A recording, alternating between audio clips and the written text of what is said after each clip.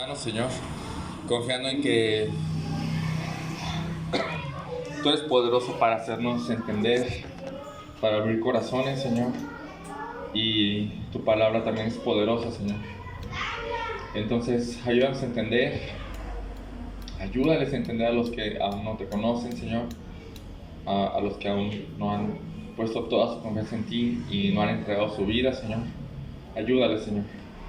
Te pido que también a mí me des facilidad de expresar lo que tu palabra dice. Ayúdame a no ser confuso, Señor. Pues el tema es complicado, Señor. Te pido que obres tanto en mí como en mis hermanos, Señor, y que todos juntos te podamos adorar por todas tus bondades hacia nosotros, Señor. En nombre de Jesús, amén. Amén. Bueno,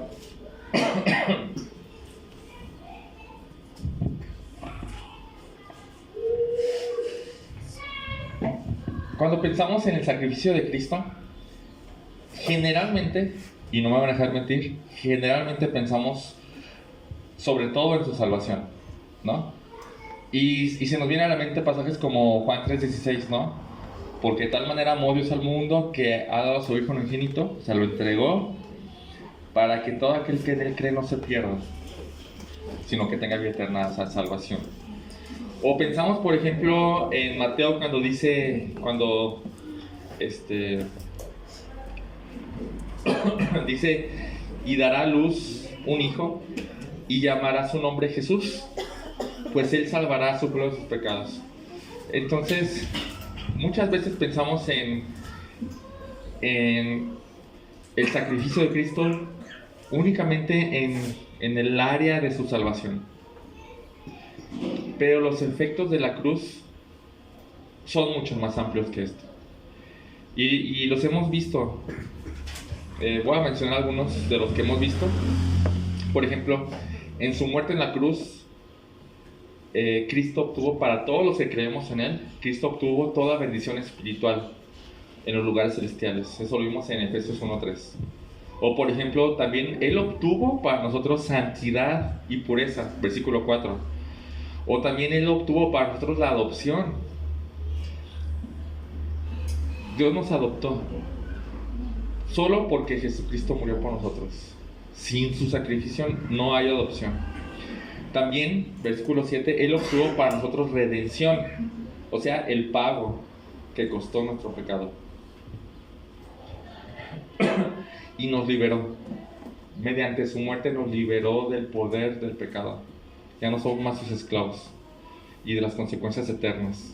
Ya no hay muerte eterna en Cristo. También por medio de su muerte Él obtuvo para nosotros herencia, su herencia, que es el reino de los cielos. Y también por medio de Cristo, en el versículo 13, tenemos su espíritu como sello y como garantía de que obtendremos esa herencia. Ya en el capítulo 2, versículo 5, eso lo vimos hace 2 semanas, gracias a la muerte de Cristo, a nosotros se nos dio vida, pues Él pagó el costo de la muerte eterna. Y no solo eso, sino que la semana pasada, también en el versículo 6, en su muerte compró para nosotros un lugar. ¿Cuál lugar fue este? ¿Se acuerdan? El lugar de preeminencia. En el versículo 6 dice que no solo nos dio vida y nos resucitó, sino que nos hizo sentar en los lugares celestiales junto con Cristo. Eso es increíble. Y ahora sí, la semana pasada vimos un aspecto más que Cristo compró con su sangre. Capítulo 2, versículo 13, dice, pero ahora en Cristo Jesús, ustedes que en otro tiempo estaban lejos, han sido acercados, ¿por qué? Por la sangre de Cristo. Cuando se refiere a su carne, a su sangre, generalmente se refiere a su muerte en la cruz. Entonces, por su muerte, Él obtuvo para nosotros la introducción a todos los privilegios que se puede tener al pertenecer al pueblo escogido por su muerte. Entonces ven que La obra de Cristo en la cruz no es algo simple, no es solo salvación. Y si pensamos que solo fuera salvación, con eso nos daríamos, ¿sí o no? Pero no es solo salvación, hay muchas más cosas que solo salvación.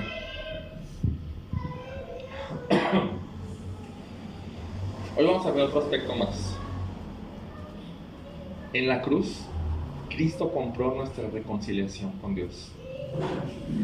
Y dices, ¿había enemistad? Yo no estaba peleado con Dios. Bueno, quizás tú no estabas peleado con Dios. Quizás no había enemistad de tu parte, pero Dios sí tenía todo contra ti. Acompáñame a Salmo 5, por favor. Salmo 5:5.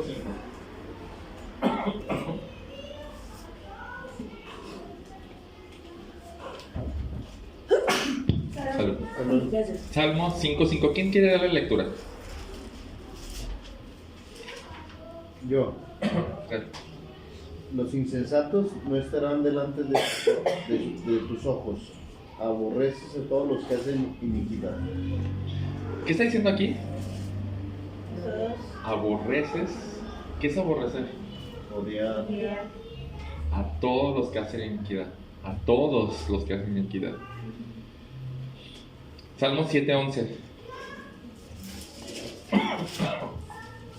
También otra persona que me ayuda a leerlo. Yo leo. Adelante. Dice, Dios es juez justo y Dios está airado contra el impío todos los días. Dios está airado contra el impío todos los días, sin que falte un día, o en otras palabras, sin que falte un instante. Todo el tiempo está airado Dios con el impío. ¿Había enemistad entre Dios y nosotros? Sí. Bastante, bastante. Aunque nosotros ni lo tomamos en cuenta. Aunque nosotros, o no sé si alguien era ateo, aunque no creyera que hubiera un Dios, eso no importa. Hay un Dios que estaba enojado con él. O regresando a Efesios, Efesios capítulo 2, versículo 2 dice, éramos hijos de desobediencia. ¿Se acuerdan? Y en el versículo 3 dice, por lo tanto, éramos por naturaleza hijos de ira. ¿Qué significa? Que Dios está enojado con nosotros todo el tiempo. O sea, éramos enemigos de Dios. ¿Qué significa ser enemigo de Dios? A ver, díganme. ¿Qué significa ser enemigo de Dios? Está apartado. ¿Está qué, perdón? Apartado. Alejado con odio, rencor. Es amigo del diablo. En cierta manera, sí. ¿Sí? No hacer las cosas bien. ¿Perdón? No hacer las cosas bien. Bueno, sí. Pero, ¿qué significa que Dios sea tu enemigo? Eso es lo que quiero saber. Tienes el enemigo más lleva el rotundo Sí. sobre tu cabeza. Sí. Hay condenación eterna. O sea, es tu enemigo. Ahorita que dijiste eso, Carlos, vi un testimonio de una persona que él lo abandonó. Su mamá era drogadicta o tomaba algo así.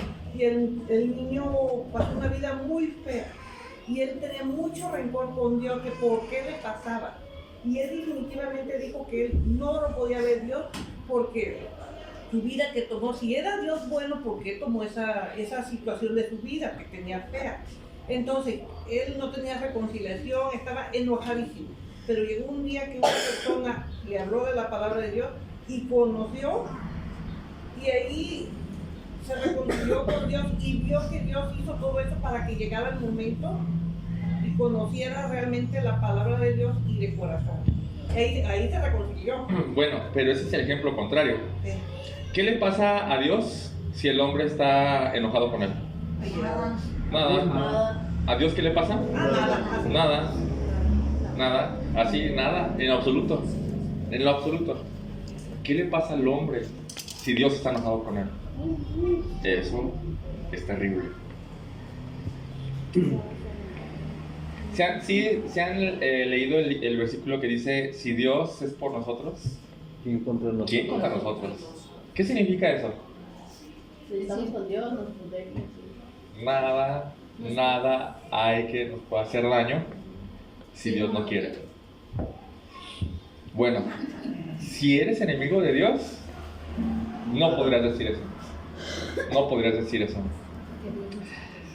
De hecho, tendrías que decirle a las peñas y a los montes: caigan sobre nosotros y escóndanos de la presencia de aquel que está sentado en el trono y del Cordero, de su ira, porque ha llegado el gran día de la ira de ellos. Y dice: ¿quién podrá sostenerse? Apocalipsis 16:10. Tendría que decir eso. Si eres enemigo de Dios, no tienes escapatoria. En el ejemplo de si Dios es por nosotros, ¿quién contra nosotros? Estamos salvados porque dice, porque si Dios es el mayor, no hay nada mayor ni nadie mayor que Él. No te va a pasar nada. Pero si eres enemigo de Dios y no hay nada mayor que Él, nadie ni nada te van a poder salvar de Él. Nadie ni nada te van a poder salvar de Él. Dice Lucas, no teman al que les quita la vida, sino al que los manda al fuego eterno. Sí, es un muy buen versículo. Le dice Jesús a sus discípulos: no teman a los que pueden quitarles la vida, teman al que puede meterlos al infierno, o sea, a Dios. Témanlo a Él, tengan el miedo. La verdad es que no quieres ser enemigo de Dios, créanme, no lo quieres ser, no quieres eso. Pero no solo, el pasaje que vamos a ver no solo muestra que había enemistad entre Dios y los hombres, también muestra que había enemistad entre el pueblo escogido, los judíos, y todos los demás.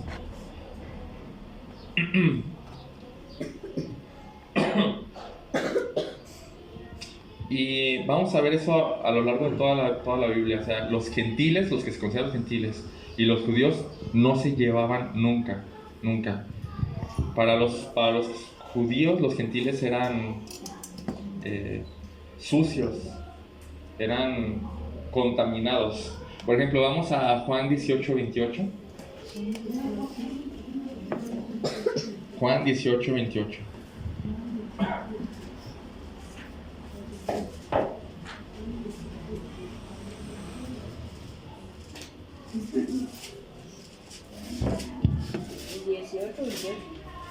Juan 18:28. ¿Qué dice?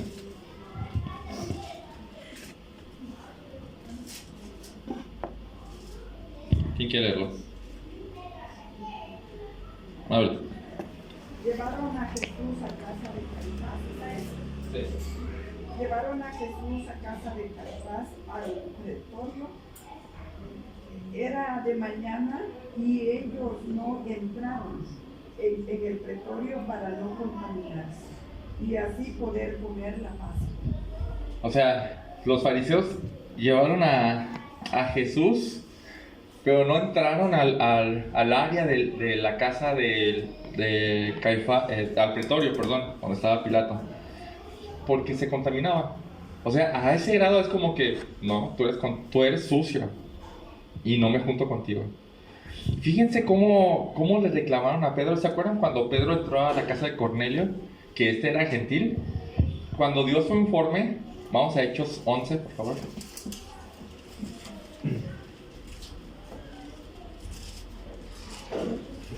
Hechos 11.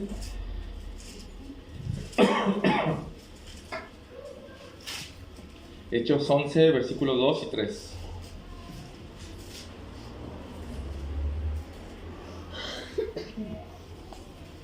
¿Qué dicen?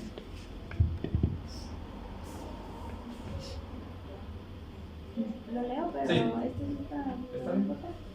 ¿11 qué? 2 y 3. Por eso, cuando Pedro subió a Jerusalén, los defensores de la circuncisión se pusieron a criticarlo. Le decían: entraste en la casa de hombres que no están circuncidados y comiste con ellos. le criticaron, bueno, esta versión dice le reprocharon porque entró a comer con hombres que ellos consideraban sucios, los no circuncidados, o sea, los no judíos.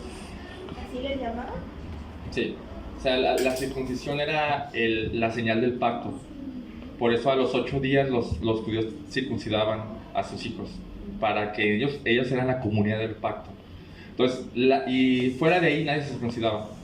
Eso demostraba que alguien era judío o que no era judío, la circuncisión. Entonces, la circuncisión o la incircuncisión tomó sinónimo de gentil o judío. Gentil o judío. Entonces le reprocharon a Pedro. O sea, sí había enemistad fuerte. Ahora, no solo de parte de los judíos hacia los gentiles, también desde los gentiles hacia los judíos. Para los gentiles, los judíos eran de lo peor. Un comentarista dice así: a los judíos los consideraban enemigos de la raza humana, personas llenas de ánimo hostil hacia todo el mundo. O sea, imagínense, ellos se consideraban así como que los superiores. Entonces, así los trataban a todo el mundo. Entonces, ¿cómo los veía todo el mundo? Payasos, pero con odio, ¿no? Y este ánimo lo refleja muy bien Pilato cuando le dice a Jesús. Jesús le dice, ¿qué te dijeron los judíos? Porque Pilato dice, ¿por qué estás aquí? Dice, pues tú lo sabes. Y Pilato le dice, ¿acaso yo soy judío? Eso es despectivo. Entonces había una enemistad fuerte entre judíos y gentiles. Ahora, ¿hasta dónde llegó esta enemistad entre judíos y gentiles? En el año 70, después de Cristo, los romanos, que eran los gentiles más cercanos, destruyeron Israel. Así. El templo, palacios, las casas de los sumos sacerdotes, todo lo derribaron. Todo.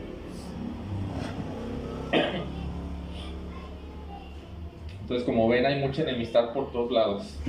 Entre Dios y en eje vertical entre Dios y los hombres, y entre hombres y hombres horizontal, entre judíos y gentiles. Ahora, por ejemplo, hoy, ¿quiénes son los gentiles más cercanos de los judíos? Los palestinos. Los musulmanes, ¿no? ¿Hay enemistad ahí? Sí. Mucho. Bastante. Pero podemos llevarlo un poquito más allá y observar esta enemistad horizontal a términos más amplios, como enemistad entre razas. Tan solo por mencionar a los judíos y a los musulmanes, ¿no? Enemistad entre creencias, y ni se diga en redes cómo está eso. O sea, entre mismos cristianos se pelean en redes fuerte. Enemistad entre sexos, ahorita está a la orden del día eso, ¿no? Que los hombres contra las mujeres, que es algo absurdo. O enemistades entre niveles económicos, que, oye, tú no puedes entrar acá. O los pobres, vemos a los ricos y los vemos así como que bien, los vemos mal a veces. O enemistad entre niveles académicos, uy, tú nomás tienes la primaria. O el otro, ay, tú, doctorcito, así, ¿no?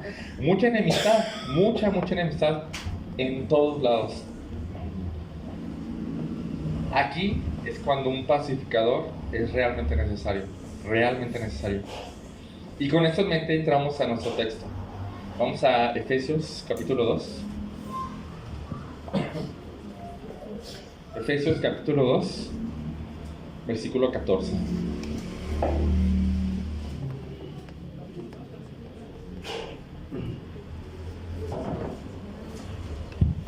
¿Ya estamos ahí? Dice, porque Él mismo es nuestra paz.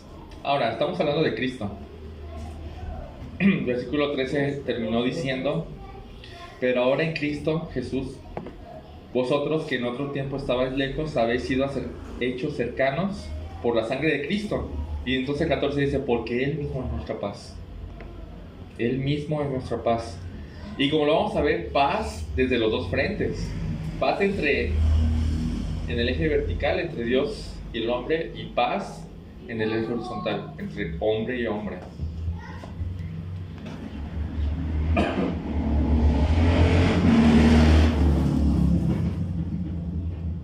Vamos a ver el primer frente vamos a ponerle el frente horizontal. Enemistad entre judío y gentil. Cristo proporcionó reconciliación. Versículo 14. Porque Él mismo nuestra paz. Y de ambos pueblos hizo uno, derribando la pared intermedia de separación, poniendo fin a la enemistad en su carne, la ley de los mandamientos expresados en ordenanzas, para crear en Él mismo de los dos un nuevo hombre, estableciendo así la paz. Ahora, esto realmente es importante para nosotros hoy en día.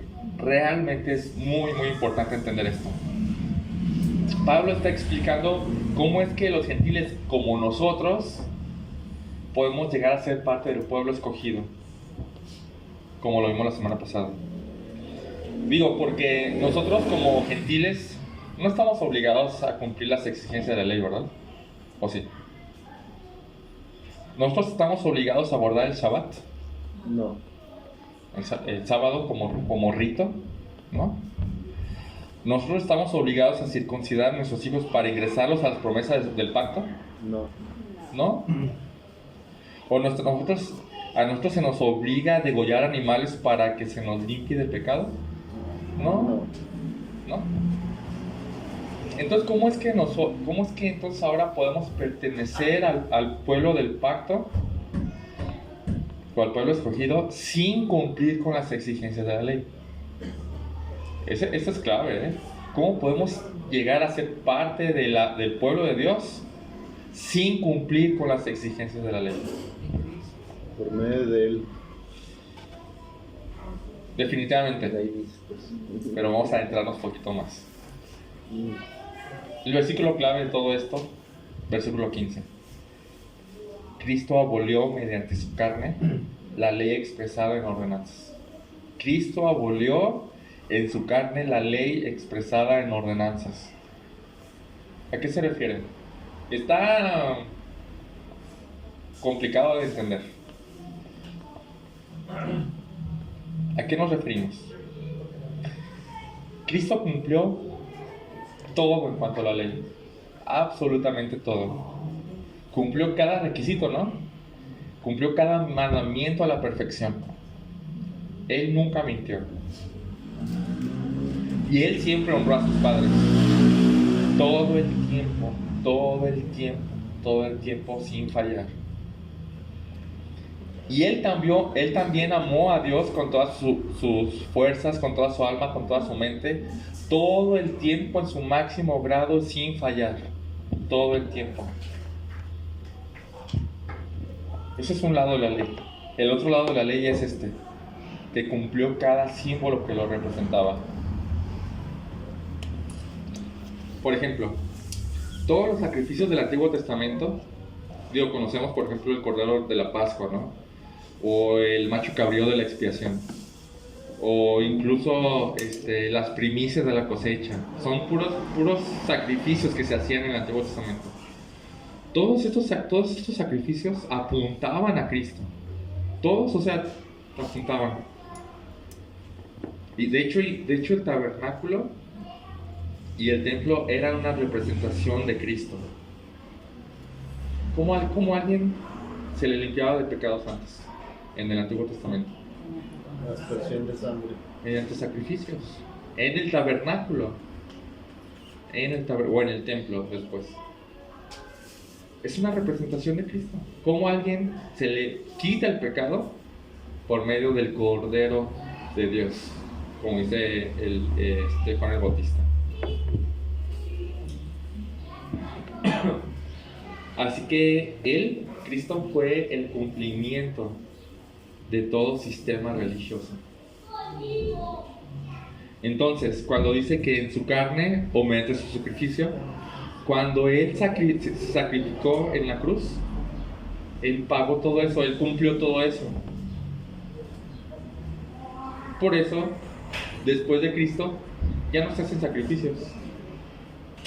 O si alguien degolla una vaca para ser libre del pecado. ¿No? ¿No? Entonces, todo ese sistema religioso de lo que Pablo denomina en el versículo 14 la pared divisoria de enemistad que separaba a ambos pueblos, el gentil y el judío, esa pared que los separaba se vino abajo. Y dices, bueno, ¿y eso a mí qué? ¿No? Eso, ¿de qué nos sirve saberlo a nosotros o de qué nos sirve a nosotros esto? ¿Cómo se salva un judío si los ritos ya fueron abolidos por Cristo? ¿Cómo se salva un judío? Por la fe en Cristo, por la fe únicamente en Cristo, sin las obras de la ley. ¿Cómo se salva un gentil ya que los ritos fueron abolidos? Igual. Por la fe en Cristo. ¿Saben qué significa eso? Todo mundo, quien sea, se salva por medio de la fe en Cristo. Ya no hay algo que debemos cumplir. Ya no existe eso. Cristo le puso fin. Eso significa abolir. Puso fin a eso. Entonces por eso lo menciona así. Cuando Cristo abolió en su muerte el sistema religioso, lo hizo para crear en él mismo de los dos un nuevo hombre. O sea, un nuevo estilo de humanidad, con una nueva y única forma de acceder a Dios, mediante Jesucristo, mediante Él mismo. Y entonces así estableció la paz. ¿Ya se fijaron? Ya no hay de que tú eres judío o tú eres gentil, tú no puedes acceder a Dios. O, ay, sí, tú nomás puedes acceder a Dios. Ya no existe eso. Ahora eres parte del pueblo, creíste en Cristo, pero ¿de dónde eres? Soy judío. Oye, ¿y tú de dónde eres? Pues yo soy romano, ¿no? O soy mexicano. Somos parte de lo mismo. Somos exactamente parte de lo mismo. Gálatas 3:28. ¿Qué dicen?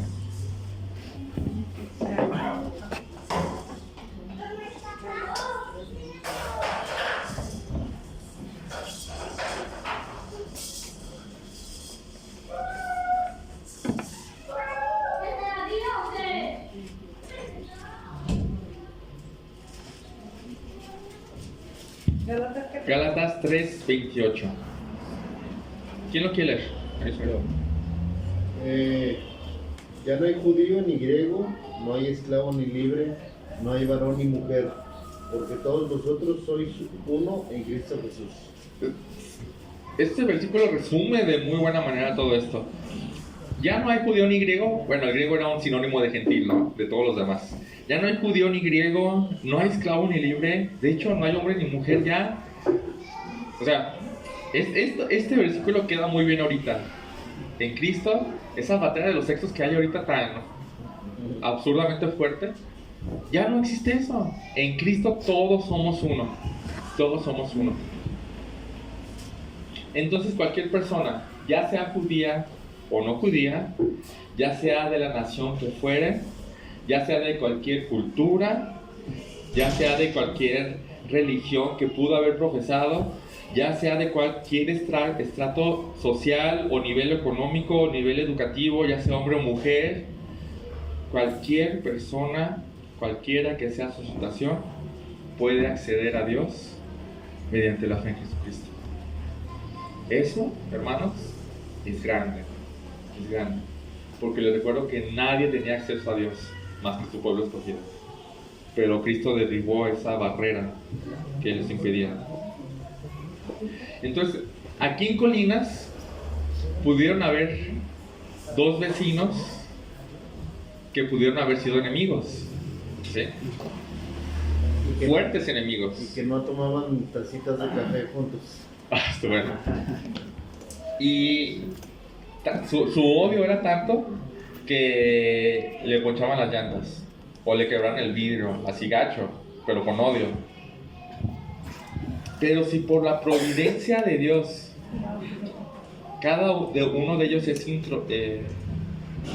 pero si por la providencia de Dios, Dios trajo a los dos a Cristo y los dos se comienzan a reunir aquí, créanme, esa barrera se va por completo. Esa enemistad ya no existe. Cristo reconcilió. Entonces Cristo proporcionó esta reconciliación y hubo paz en el primer frente, el horizontal, entre hombres, entre naciones, entre culturas, entre lo que sea. ¿No les ha pasado? Bueno, nos ha pasado, ¿no? Vienen misioneros de Estados Unidos y parece como si los conociéramos, ¿no? Porque somos uno. O sea, ya no es de que hoy hay que desconfiar de ellos por si me roban. Cuando vinieron Sí. Ya han venido otros también. Entonces, como somos parte del mismo cuerpo, somos parte de ese mismo hombre. Y quién sabe cuál fue su pasado. No me importa.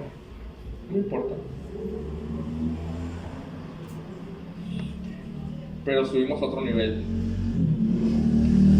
Cristo es nuestra paz también en el nivel vertical entre Dios y el hombre, en nuestra situación con Dios.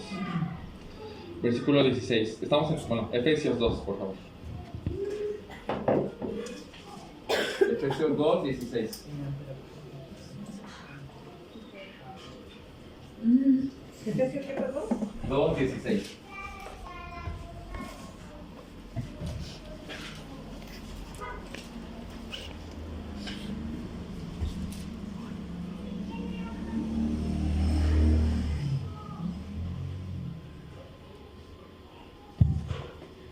Dice,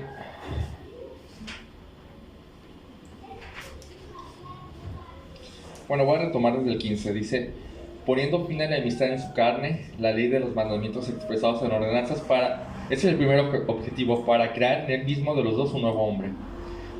Y el segundo objetivo es, y para reconciliar, 16, con Dios, a los dos, en un cuerpo por medio de la cruz, habiendo dado muerte en ella la amistad. Entonces, vino y anunció paz a ustedes que estaban lejos y la paz a los que estaban cerca, porque por medio de Cristo los unos y los otros tenemos nuestra entrada al Padre en un mismo espíritu.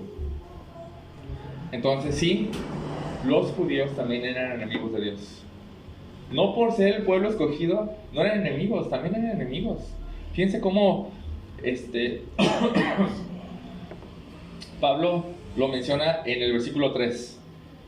Dice, entre ellos también todos nosotros en otro tiempo vivíamos en las pasiones de nuestra carne, satisfaciendo los deseos de la carne y de la mente, y éramos por naturaleza hijos de ira, lo mismo que los demás.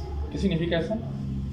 Nosotros los judíos éramos hijos de ira, igual que los gentiles. Así, no había diferencia. Entonces todos, tanto judíos como gentiles, eran hijos de ira. Básicamente se puede resumir en que todos en el mundo están enemistados contra Dios. Así que necesitamos un pacificador, un reconciliador entre Dios y los hombres. Esto hizo Jesucristo también en la cruz. Ahora, ¿cómo lo logró? ¿Cómo logró Cristo en su muerte poner o finalizar con la enemistad entre Dios y el hombre? También lo logró ahí en el versículo 15, mediante la abolición de la ley expresada en ordenanzas. Acompáñenme a Romanos 10:4, por favor.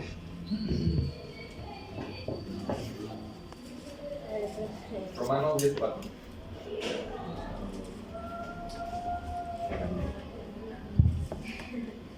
¿Romanos qué? Romanos 10:4. ¿Quién quiere leerlo? Yo, Lío. porque el fin de la ley es Cristo, para justificar a todo aquel que cree. Ok. Y estas palabras o sea, la conjugación de estas palabras son difíciles, ¿no? El fin de la ley es Cristo, de Cristo para justificación de todo aquel que cree. Dices, ¿de qué está hablando? Entonces recurrimos a una versión de la Biblia más actual, ¿no? Tenemos, por ejemplo, ahí la Nueva Traducción Viviente, y dice así: pero Cristo ya cumplió el propósito por el cual se entregó la ley. ¿Se entiende más, no? Cristo ya cumplió el propósito por el cual se entregó la ley. Y como resultado, a todos los que creen en Él se les declara justos a los ojos de Dios. ¿Mejor o no? La Nueva Traducción Viviente sirve también. Esas versiones sirven para entender mejor. Pero Cristo ya cumplió el propósito por el cual se entregó la ley. Como resultado, a todos los que creen en Él se les declara justos, o sea, rectos, o sea, se les declara como si hubieran cumplido la ley a los ojos de Dios. Y esto me lleva a Romanos 3:20. Romanos 3:20. Y también lo voy a leer en la Nueva Traducción Viviente. Pero de todos modos, síganme con su mirada.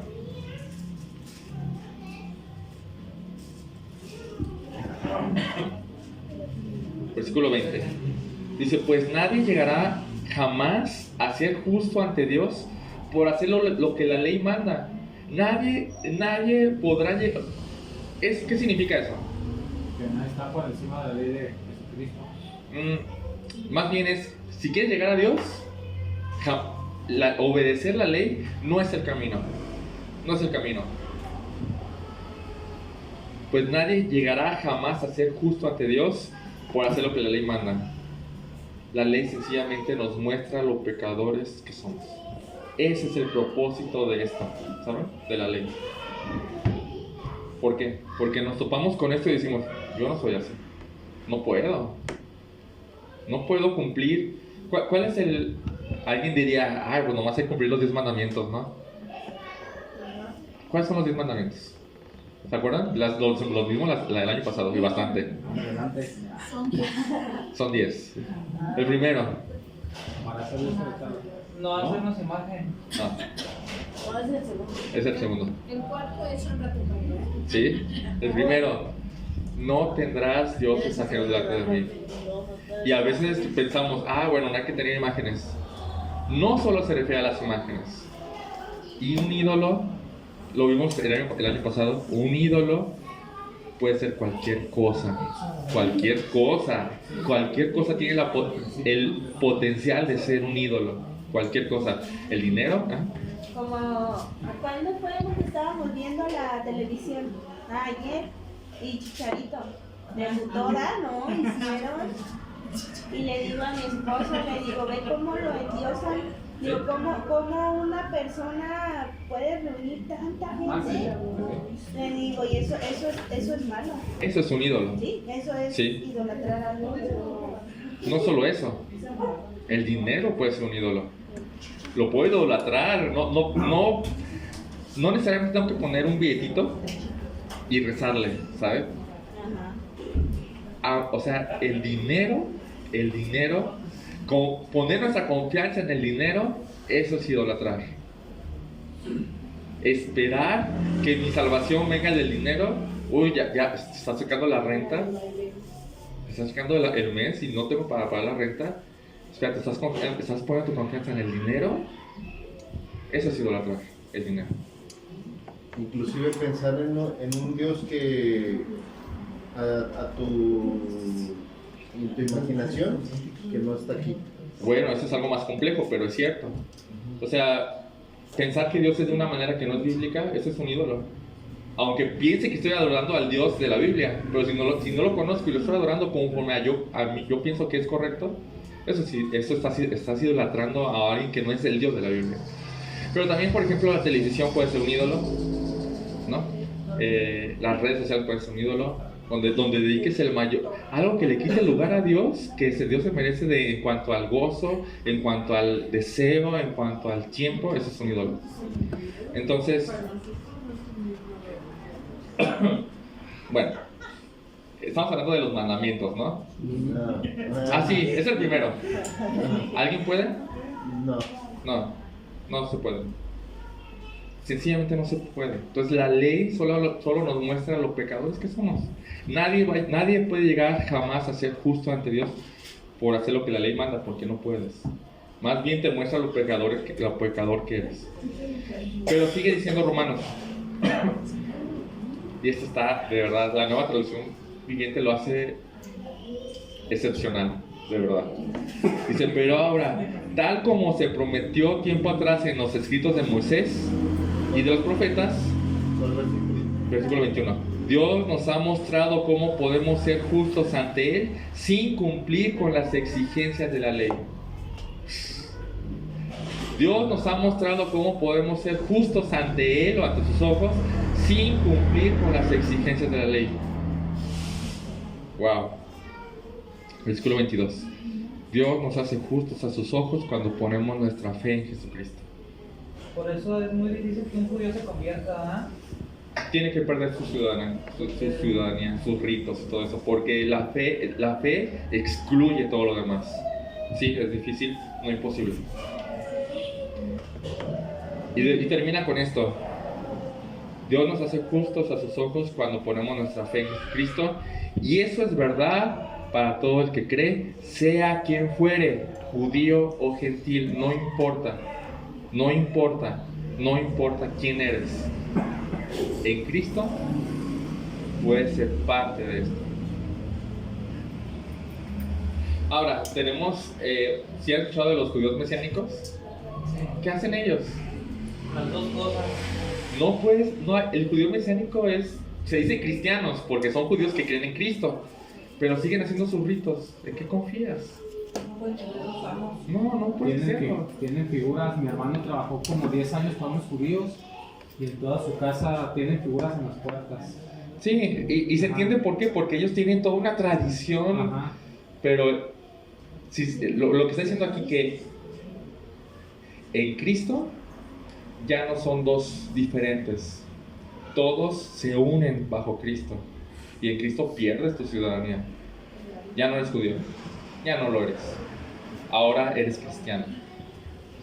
Todo lo que te identificaba como judío ya no te identifica como judío.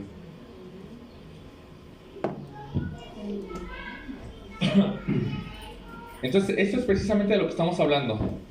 Jesucristo puso fin a las exigencias de la ley, habiéndolas cumplido. Y ahora, tanto judíos como gentiles, el primer frente era horizontal. Ahora, todos juntos, judíos y gentiles, podemos estar reconciliados con Dios. Porque ya no hay nada ahí que estorbe, ya no hay nada. La ley que ni siquiera el judío podía cumplir, ya no estorba. La ley que el gentil le daba igual, ni siquiera ya no estorba. Ya no hay obstáculos para acercarnos a Dios mediante Jesucristo. Ya no hay obstáculos.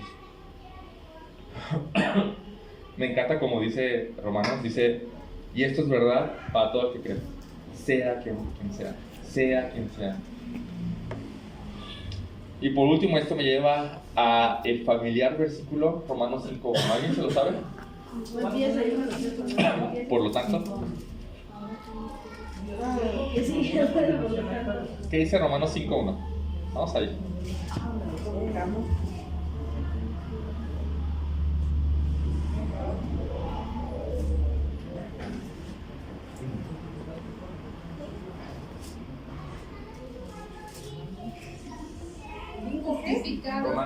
Romanos 5.1.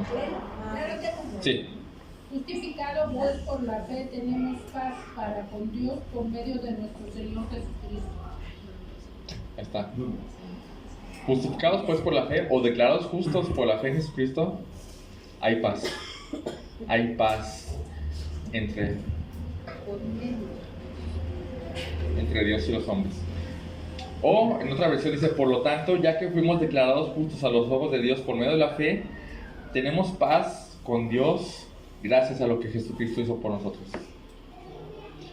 Ahora, ¿qué significa? Recordando, ¿qué significa ser enemigo de Dios?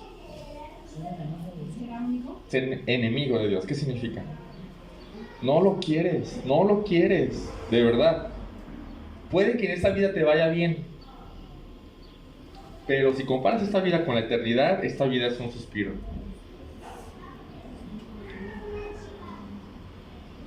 Ahora, ¿qué significa ser amigo de Dios? Estar reconciliado con Dios. ¿Qué significa eso? Ajá, ¿qué más? Tener paz eterna. Ajá, ¿qué más? Tenemos paz para con Dios.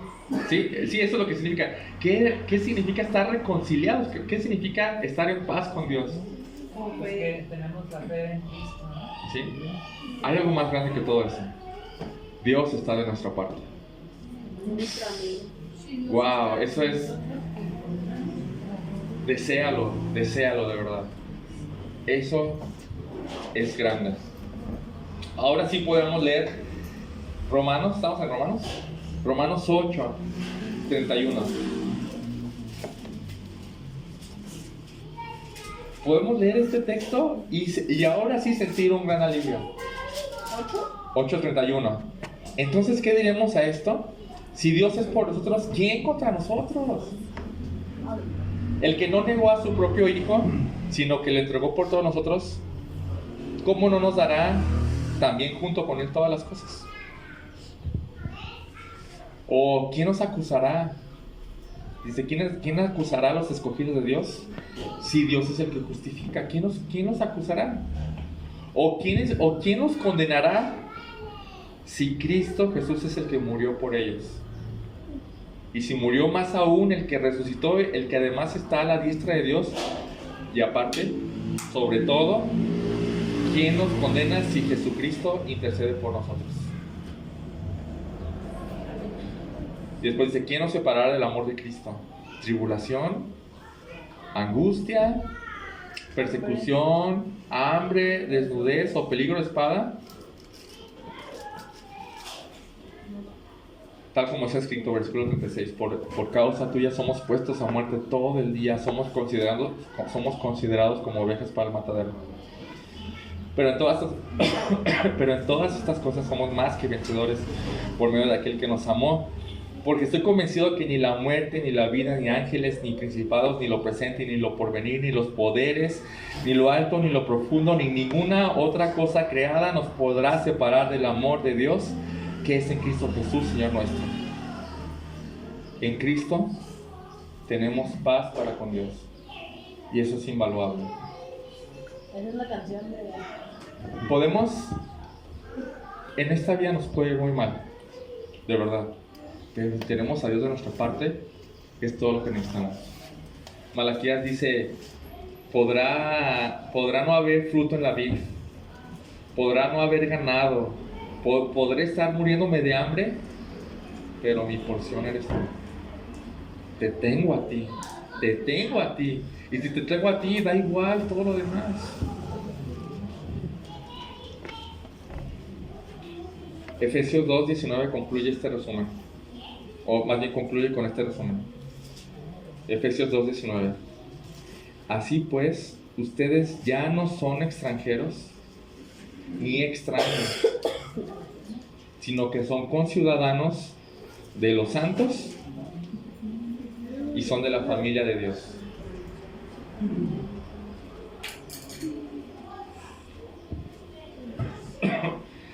Es un excelente resumen para recordarme esto. Yo estaba separado de Dios, ¿verdad? Eso es lo que yo era. Yo estaba separado de Dios. Estaba excluido de lo que significaba pertenecer al pueblo del pacto. Yo era extraño a las promesas del pacto. ¿Te acuerdas lo que vimos la semana pasada, no? Eso de que había un Mesías para mí, eso no me tocaba a mí. No, el Mesías era para los judíos. Y lo peor de todo es que yo no tenía a Dios. Yo no tenía acceso a Dios. Pero ahora, bueno, y aparte de todo, era enemigo de Dios. Pero ahora en Cristo soy conciudadano de los santos. ¿Qué significa eso? Que todo lo que les tocaba a ellos ahora me pertenece. Me pertenece. Se me introdujo a ese pueblo. Y todas las promesas, toda la esperanza que ellos tenían, ahora yo puedo tenerlo. Y ya no soy enemigo. No soy enemigo más, sino que soy de la familia de Dios. ¿Notan esa contraste tan grande? Hay una canción de En Espíritu y Verdad con un coro increíble, de verdad, ese coro dice así: pecadores en tu casa, extraños a la mesa de Dios, vestidos de justicia, enemigos hechos hijos del Rey. Es increíble este coro. Y entonces vuelvo a rogarle a Dios que nos ayude a valorar cuán grande gracia se nos proporcionó, porque la verdad no merecíamos nada de eso, absolutamente nada. Ahora, como conclusión, quiero recordar todo lo que se nos dio, que no merecemos. En su muerte en la cruz, Cristo obtuvo para nosotros todos los que creemos. Cristo obtuvo toda bendición espiritual en los lugares celestiales. Obtuvo santidad y pureza para nosotros.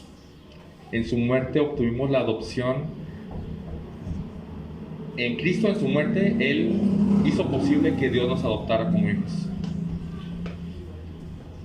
Él obtuvo para nosotros redención.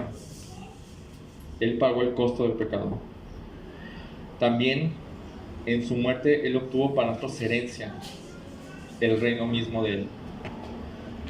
Y aparte obtuvimos su Espíritu como sello y garantía de que vas a obtener esa herencia. También gracias a la muerte de Cristo se nos dio vida, pues Él pagó el costo de nuestra muerte. Y no solo eso, sino que en su muerte compró para nosotros ese lugar de preeminencia. Nadie se merece estar ahí, absolutamente nadie más que Cristo. Él sí se lo merece, pero a nosotros se nos puso ahí. Por su muerte, ahora, de ser totalmente ajeno a Dios, ahora somos introducidos por su muerte a este pueblo y somos beneficiarios de todos sus privilegios. Y como lo vimos hoy, en su muerte en la cruz, Dios quitó la enemistad con Dios y nos reconcilió con Él, y nos puede reconciliar con cualquier persona, sea quien sea.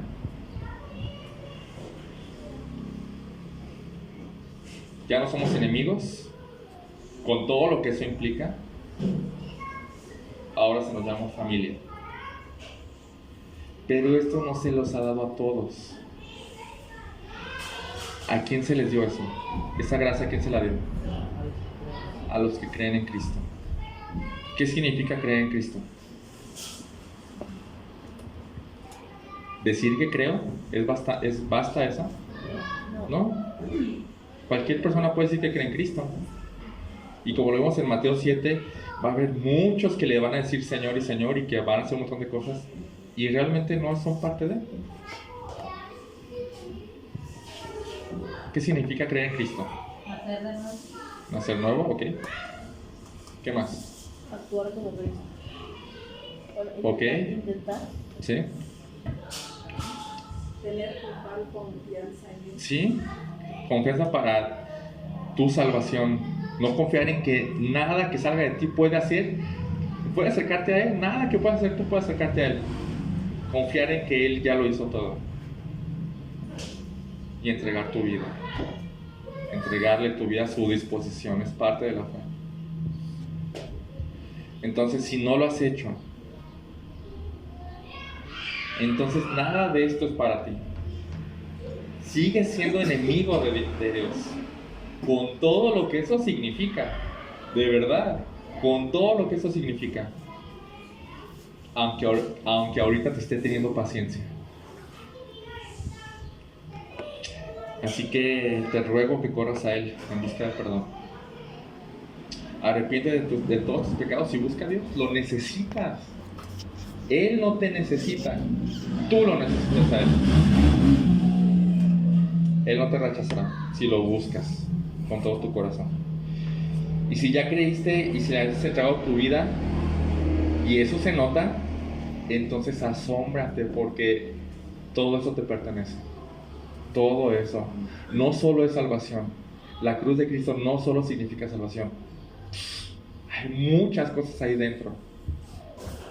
Entonces, asómbrate, salta de alegría y vive así. Pues ya no eres enemigo de Dios, sino que te volvió su hijo. Wow. Vuelvo a 1 Juan 3:1.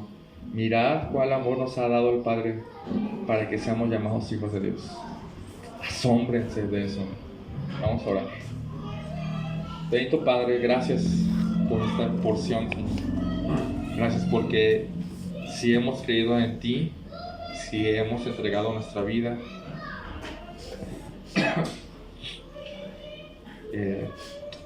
todas estas cosas que tú compraste con tu sangre en la cruz, se aplican a nosotros, Señor. Y gracias por lo que aprendimos hoy. No somos más tus enemigos, Señor. A lo mejor ni lo sabía que era tu enemigo. Y ahora que lo sé, te doy tantas gracias, Señor. Ayúdanos a entender a cada uno de estos las implicaciones de lo que significaba ser tu enemigo y que corramos a ti con alegría y con gozo, dándote tantas gracias y viviendo agradecidos, Señor. Gracias porque tú lo lograste todo, Señor, y nosotros nada.